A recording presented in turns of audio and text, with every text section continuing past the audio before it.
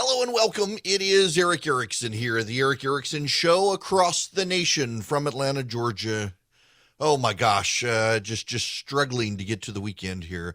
You know, when you're young and have kids, kids come home and they bring you stomach bugs. My producer is going through this right now. But when your kids get old, you get to be the one to give them the stomach bug. Payback. I have had one the last couple of days. I feel completely fine today, and now both kids are homesick. Okay, I shouldn't laugh. I know, but still, after years of them getting me sick, nonetheless, I want to wade into controversial subject out of the gate today.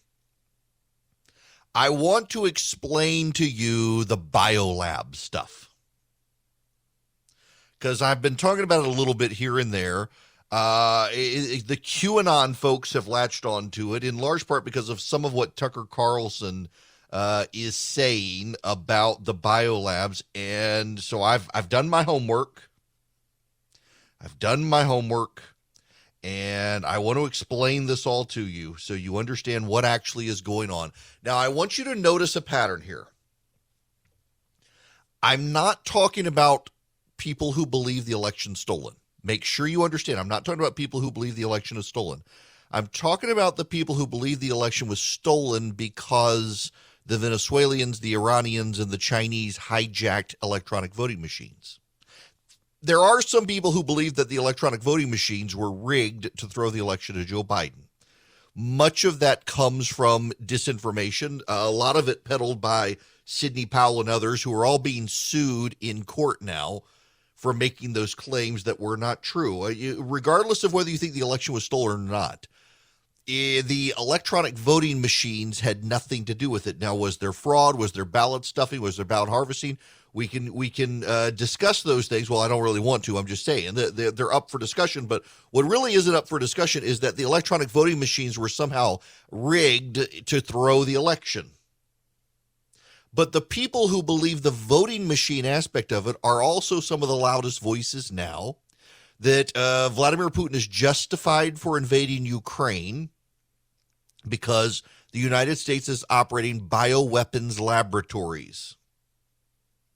And you should note how willing some people are, some of your fellow Americans are, to grab hold of, glom onto, and use Russian disinformation to vilify their own country.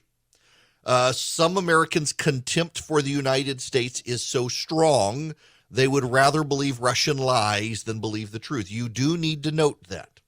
And let me say out of the gate, I'm not talking about Tucker Carlson here. We'll get into Tucker here in a little bit. I want to give you the full and complete picture, though, because you need to understand it, because I assure you this is going to come up. Because, you know, crazy is unleashed at times like this. And you're gonna get it from people, and they're going to be convinced, and they're going to have little facts, and everybody takes a little kernel of truth, and they make a conspiracy theory out of it. I want to explain this one to you, though. In 1990, the Soviet Union began to collapse, and there was a problem. The Soviet Union, throughout Eastern Europe and territories of the former Soviet Union, they had a bunch of bioweapons laboratories where they were experimenting with biological warfare. Not only were they experimenting with biological warfare, though, they were also grabbing, testing, sampling, and analyzing viruses, bacteria, fungus, and other things. In 1991, Sam Nunn, senator from Georgia, and Richard Lugar, senator from Indiana, came up with the Soviet Nuclear Threat Reduction Act of 1991. It's called the Nunn-Lugar Act. And one of the things that they would do is that the United States, because the Soviet Union's gone, these countries are no longer Russian, they're gaining their independence, including Ukraine. What's going to happen to the Soviet bioweapons labs? What's going to happen to them? Well, what's going to happen to them is they're going to fall into malicious hands or other things. So the U.S. agreed that they would go help those countries that are now independent countries take over the bioweapons labs and the biolabs. They're not all for biological weapons. Some were to study bacteria and stuff, and would help them either wind them down or consolidate them to continue the research, not on weapons, but on diseases. So in August 29, 2005, the United States signed a treaty, a nuclear, chemical, and biological weapons proliferation agreement between the United States of America and Ukraine, pursuant to the Nunn-Lugar Act and various other congressional acts regarding proliferation. The agreement was between the Department of Defense of the United States and the Ministry of Health of Ukraine concerning cooperation in the area of prevention of proliferation of technology, pathogens, and expertise that could be used in the development of biological weapons. Now, so what happens, and this is where we get into the Russian disinformation that the QAnon people are grabbing hold of and spreading through the internet. It's getting to reasonable people. There are rabbit holes they can go down. There are links they can follow, and it looks reasonable. There is a tick. You know, ticks spread a whole lot of diseases. There is a tick in Ukraine that infects pigs. And do you know what it gives them? Anthrax. So, of course, there is anthrax in the biolabs. They are studying it. They are studying tick-borne transmission. It's one of those things. You know what else is in these labs? Antibiotic-resistant tuberculosis. Why? The reason the labs were never shut down but continued is because Ukraine has one of the highest rates of tuberculosis in the Western world. In fact, it has the highest rate in Europe. So we are studying tuberculosis. Now, let me ask you a question. Serious question. Would you prefer it if the United States brings the tuberculosis strains that are resistant to all treatment back to the United States, or leave them where they found them in Ukraine to study them? Our public health experts have said, let's leave them in Ukraine and study them there. Now, last summer, as Russia began to make claims on Ukrainian territory, the Putin regime began to push out talking points on social media accounts and others, claiming that the United States was helping Ukraine produce biological warfare to eventually use against Russia. They also began to claim last summer that the United States was developing anthrax at these Ukrainian biolabs. Now, there's a truth here. The United States was processing and looking at the anthrax strains, everyone admits it, that were coming from these ticks in Ukraine and infecting Ukrainian herds. We were not, however, like the Russians saying, doing the next step of refining the anthrax for biological warfare. We were certainly separating the anthrax from all the other pathogens in the ticks, but we were not refining it. So what the Russians did is they took the truth that, yes, we were looking at and processing anthrax at these biolabs in Ukraine. And then they took the next step and say, well, we were refining it. Well, we're not actually refining it. There's a technical difference. When you have a tick that has a bunch of pathogens within it, and we're separating the anthrax from all the others so we can analyze this anthrax. Where is it coming from? How do we treat it? How can we fight it? How can we help the pigs? You're not refining it, but you're certainly separating it. But the Russians do that. Say, oh, it must be weapons. Must be weapons. And a number of Russian propaganda accounts on the internet started pushing this stuff out. Well, when Twitter deleted the accounts, the conspiracy theorists said, oh, it must have been the truth. That's why they deleted the accounts. And each little step along the way added to it. Now, there was testimony the other week, and this has been seized on by the conspiracy theorists. What was her name? Victoria Nyland. She's with the State Department talking about the biolabs in Ukraine. And they deny that they are bioweapons laboratories. Well, they used to be bioweapons laboratories. They were the bioweapon laboratories of the Soviet Union. We have downgraded their capacities. They're not there to make biological weapons. However, scientists have been studying what the Soviets had been doing with biological warfare. They never wound them down. Now, this is one of the diplomatic reasons why the United States sounds so nebulous in this. And it's the nebulosity, the unwillingness to be clear and distinct. If you read the Nunn-Lugar legislation, we were supposed to be winding down these facilities, and they still exist. If you listen to the diplomats, including Victoria Nyland, she wants to deny that we are in charge of these facilities. Because if we were in charge of the facilities under the Nunn-Lugar law, we would need to be winding them down. So we provide support and assistance so that we can continue to study both what the Soviets did back in the day, but also all the new strains of viruses and bacteria that are out there. This is really important here. Ukraine is the world's breadbasket, not just Europe's breadbasket. More than a third of the wheat produced in the world for sale on the open market comes from Ukraine. There are funguses that get into that wheat and deteriorate the wheat crop. If the funguses are successful, the world will starve, not just Ukraine. So we have continued to help fund and continued to maintain these laboratories so that we can study these things that are cropping up to ensure the safety of the food supply, the safety of agriculture, and the safety of people. Remember, antibiotic-resistant tuberculosis is a really bad and deadly thing, and there's a lot of it in Ukraine, and we do need to study it. But we're not in charge. We're not in charge, because if we were in charge under the treaty language, we would need to be winding these things down. So we just assist Ukraine. It's a technical term. Now, there are people out there like Tucker Carlson who quibble with these things, and they just want to ask questions. And I really believe Tucker's asking the questions the way he's asking is because he no longer believes anybody in government. Tucker Carlson was very big on the Iraq war, got sold a bag of goods on weapons of mass destruction, realized everybody lied, and now he went from trust but verify to don't trust and verify. And he's now become an isolationist. He doesn't want us involved anywhere, and he raises these issues and suggests that maybe things are more complicated than they appear, and the best way forward is for us to get out of all of it. Unfortunately, there is a conspiracy theorist element of groupies who like Tucker Carlson, and they aren't smart enough to hear Tucker as suggesting isolation. They hear him sounding pro-Putin.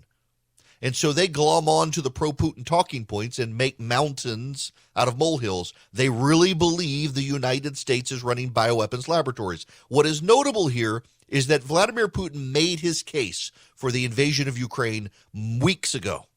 And he never, ever, ever raised the issue of bioweapons labs. That was never an issue. And now suddenly the Russians might be getting close to or taking some of these labs. And suddenly it's become a retconned cause of war. So that's why the Russians invaded Ukraine. Don't pay any attention to all the prior stuff Vladimir Putin said. Just pay attention to the new stuff that he's saying and retcon it, make it retroactive. That's actually the reason why. Nobody raised the biolabs issue until Victoria Nyland was asked in congressional testimony, were they concerned about it? And yes, we were. We were obviously concerned that if the Russians go in and they smash open the vials of antibiotic-resistant tuberculosis, they could be spreading tuberculosis across the Western world. We're concerned about the anthrax strains that have been found in swine there. We don't want them to refine it. We don't want them to get their hands on old Soviet bioweapons. All of these sorts of things. And now the conspiracy theorists are, of course, screw the United States. That's why they're doing it. Putin's the good guy here. Notice how many of your fellow American conspiracy theorists have taken the pro-Putin, blame America, he's totally justified doing this stuff. And what they're doing is they're twisting truths and adding additional information that's not in the record to try to make the case. Everything I've told you is documented. The Nunn-Lugar treaties, the American assistance, the search and resolve for anthrax, the data on tuberculosis, the fungal constraints on the wheat crop of Ukraine. All of these things are there. And they're taking each of these things and they're twisting them ever so slightly as Putin propagandists. Because these people have decided they really hate their own country, the United States of America. And they're trying to give justification for Putin. Tucker Carlson's an isolationist. Tucker Carlson is not pro-Putin. Tucker Carlson has raised a lot of concerns about a lot of the misstatements of the American establishment. He's become very anti-establishment. And frankly, a lot of the American people involved in this have not helped themselves, including Dr. Fauci. A lot of people are skeptical of Dr. Fauci now.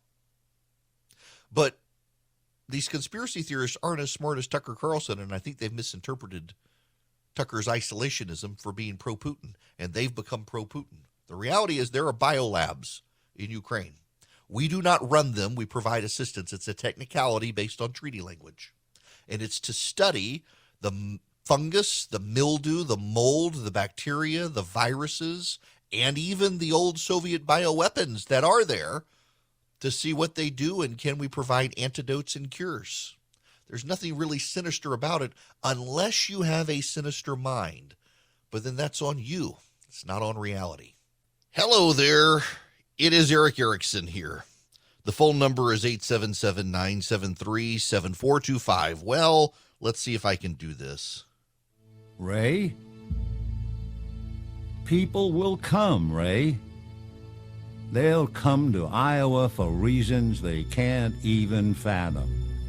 They'll turn up your driveway, not knowing for sure why they're doing it. They'll arrive at your door as innocent as children, longing for the past. Oh, of course, we won't mind if you look around, you'll say. It's only $20 per person, and they'll pass over the money without even thinking about it. For it's money they have, and peace they lack. That's Vin Scully reciting the famous speech from Field of Dreams. Baseball is back. We have a deal. Now, I'm sorry if you are a diehard against the designated hitter rule, but there will be a few changes, but we will get baseball back. I was really concerned over the summer when baseball is usually the only sport around that when I have people over on Sunday nights to sit on the front porch for fellowship that I would actually have to talk to them. And now we can continue to do as we have done. Turn on the game and ignore each other and just watch TV while we smoke our cigars. I talk occasionally, except to Philip. Hello there. Welcome. It is Eric Erickson here. It is my show. The phone number is 877-973-7425. You can always go to ericericksonshow.com as well. We got the live stream and the sub links to Substack and the recipes and all that stuff there as well. All right, we got to get into this polling. But for actually, you know what?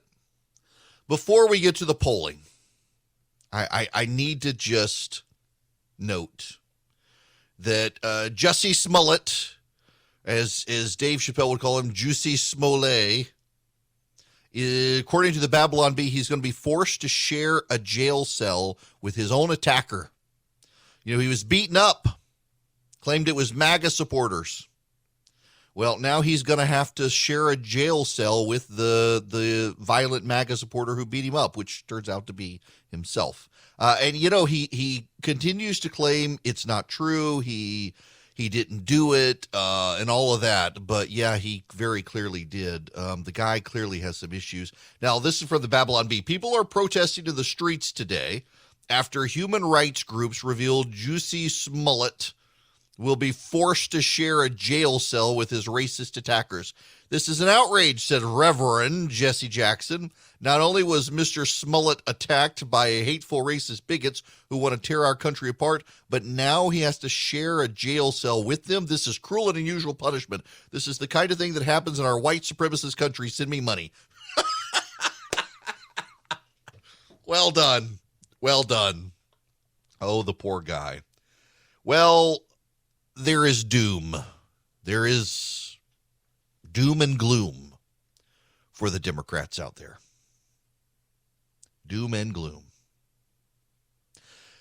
Republican candidates lead the generic congressional ballot 46-41. The Wall Street Journal poll, what is it? The ABC, no, it's the Wall Street Journal NBC poll what is it, ABC and the Washington Post do a poll, the Wall Street Journal and NBC do a poll, the NBC Wall Street Journal poll, the Wall Street Journal, it's brutal, y'all. It's brutal. It is bad for the Democrats. They are up a creek. Bad. Republican candidates lead the generic congressional ballot 46-41. Republicans are gaining ground among black and Hispanic voters. Voters say the GOP is better equipped to fix inflation and handle the economy. Now here, let me just put a fine glaze on this, a ganache, a deliciousness. If the 2024 election were held today, Joe Biden would beat Donald Trump by a couple of points.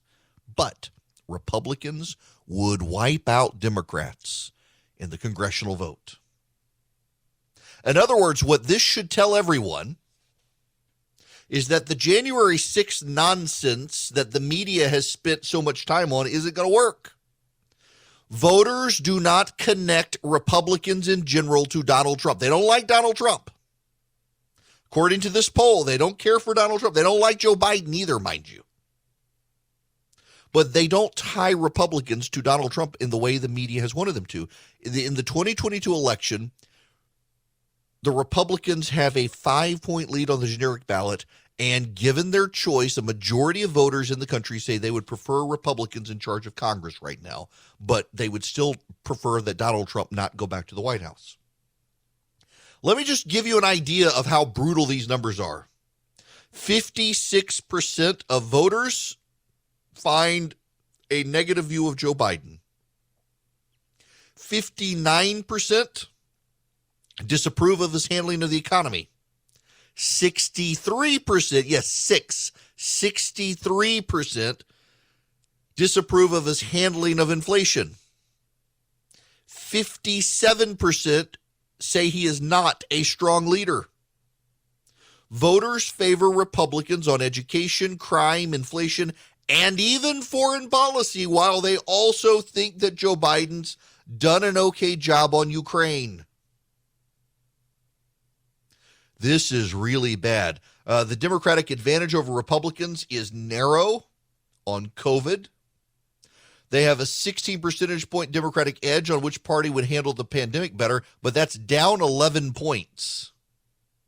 They have a 9-point lead on education issues, but that's down now to 5 points. I'm sorry.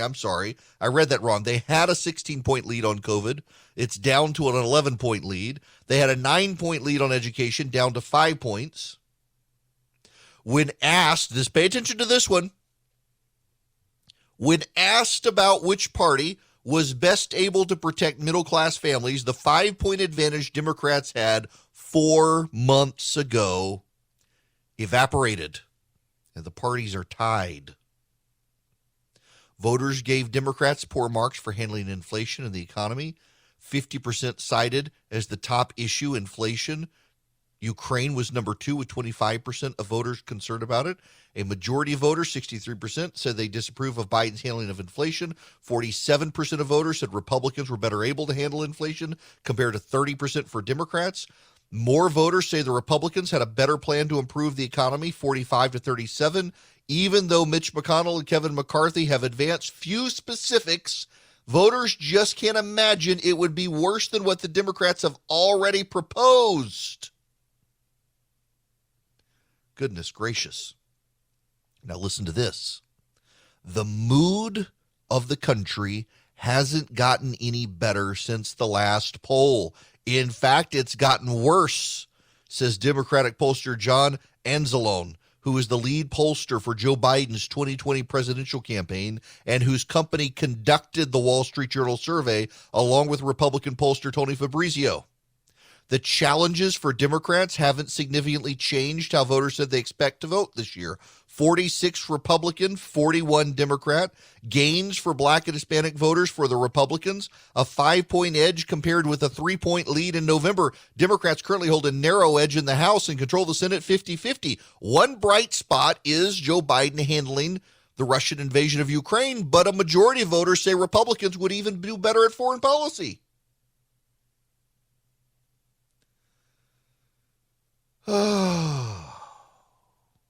Wow.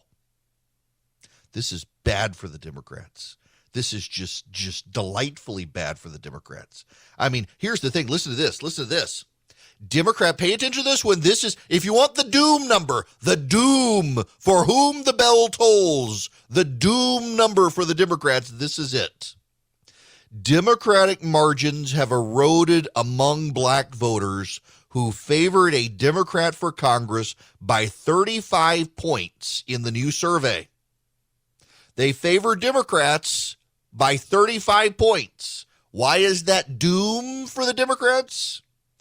Because back in November, they favored the Democrats by 56 points. Black voters favored Republicans by 12 points in November. Now they favor Republicans by 27 points. Y'all,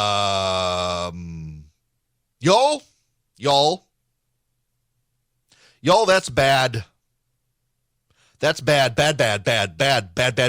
for Democrats. Bad. Did I mention that's bad for Democrats? This is delightful. And, by the way, there's full panic today. The Democrats are having their retreat in Pennsylvania, and it's so bad. It's so bad. Maybe, just maybe, I question for the Democrats.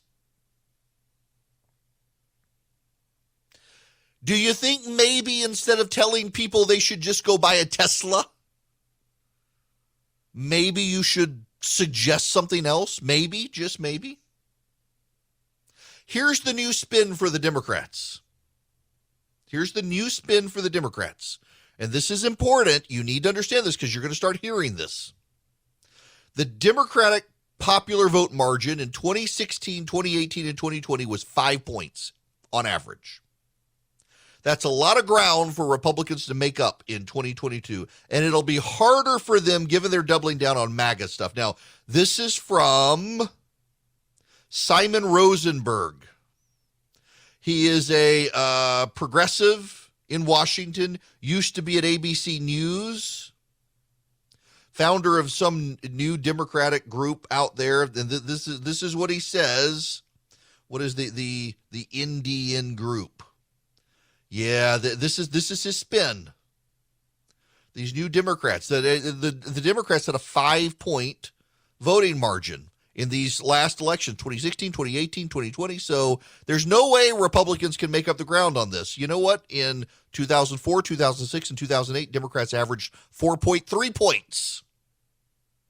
And the Republicans in 2010 were still able to swamp them. The spin doesn't hold up. These people are in panic now. And the Democratic message, they realize it's gonna be a problem. Here's headline from National Journal. House Democrats retool their messaging and legislative plans ahead of their tough midterm. They're having to come up with new stuff for the midterms because they don't have a real path forward. At some point soon, frankly, what's going to happen is they're just going to have to hunker down. Representative Sean Patrick Maloney, chair of the Democratic Congressional Campaign Committee, who used to brag about doing a lot of heavy drugs in college, strode to a lectern in front of reporters in a Philadelphia conference room Thursday. Anybody else arrive at 2:30 in the morning on the bus, he asked.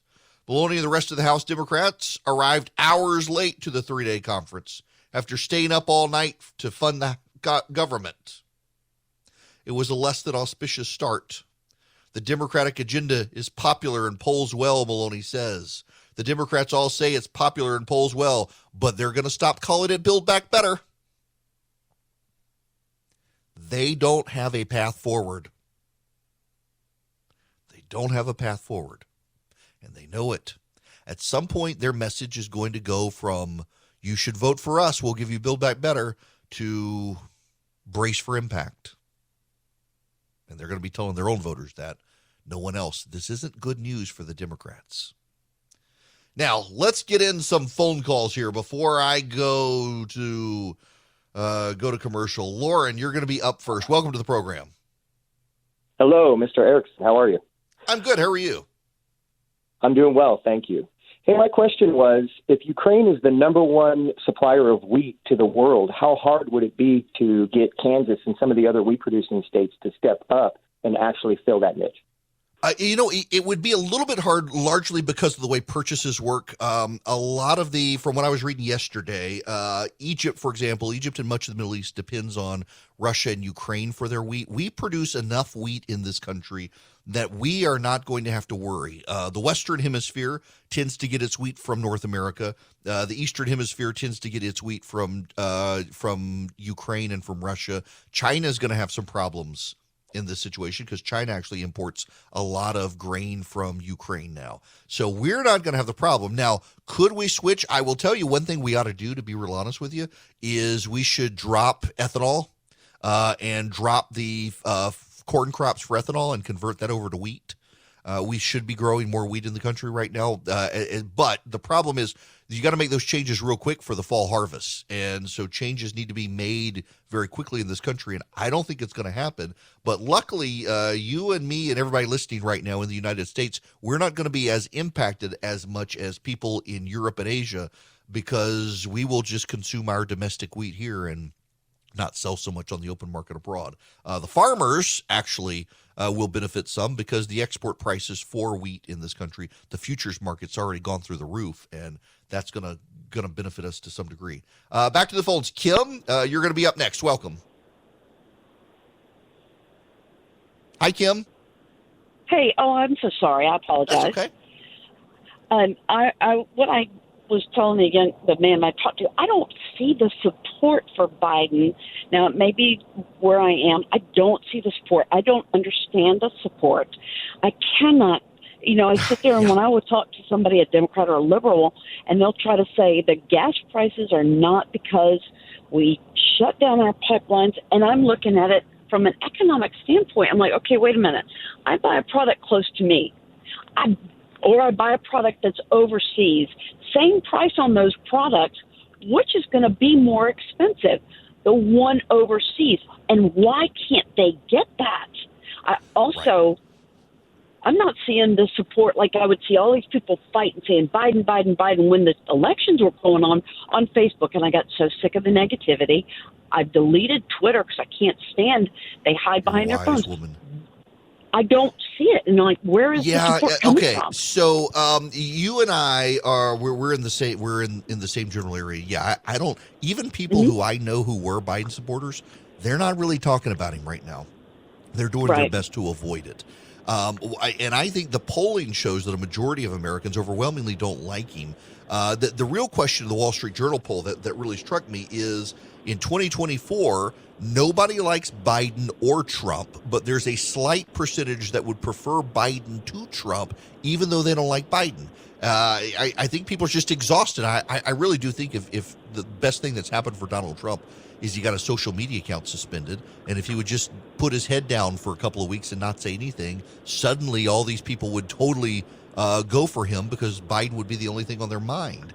The real issue here, though, is that nobody connects Republicans to Trump for 2022. And if you got 58% of voters who say they dislike Biden, they don't think he's a strong leader, they don't like the job he's doing, you provide them an alternative who they don't know, and they know Trump. Republicans are going to clean up in 2024 if Biden tries to run again. You provide them a Ron DeSantis or somebody like that.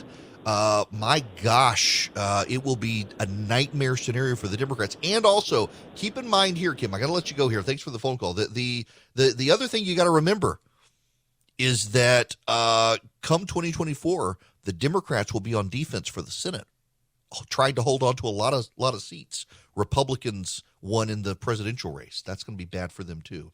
Now, I got to tell you about Patriot Mobile, because Patriot Mobile is out there aggressively fighting for the conservative cause, and they would love to have your business. They give a portion of their profits to the conservative movement, and they give you great discounts to be a customer. Whether you're an NRA member, a veteran, a first responder, a teacher, you got a large family, they want your business, and they will give you Great discounts and spend a portion of their profits on the conservative cause, and they use the same cell towers everybody else uses, so you don't have to worry about quality of service. You get free activation with my name by going to patriotmobile.com/Eric, patriotmobile.com/Eric, or you can call them 972-PATRIOT. They've got 100% U.S.-based customer service. 972-PATRIOT. Tell them Eric sent you. Hello there, it is Eric Erickson here. The phone number is 877-973-7425 if you want to be on my program nationwide. Interestingly enough, the Rand Corporation, there is a part of Utah. It borders Colorado and Wyoming.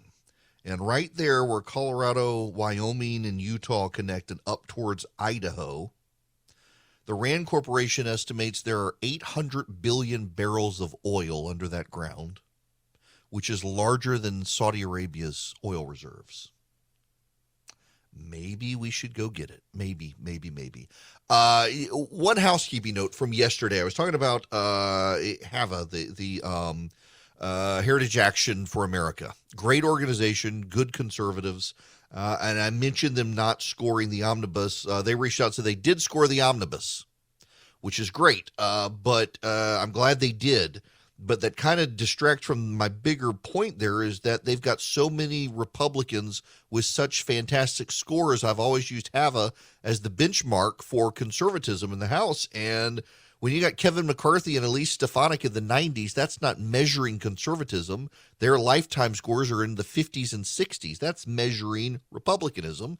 We need conservative groups to measure conservatism, not standing up to Biden. Every Republican should be standing up to Biden. The conservatives should be the ones standing up to the Republicans.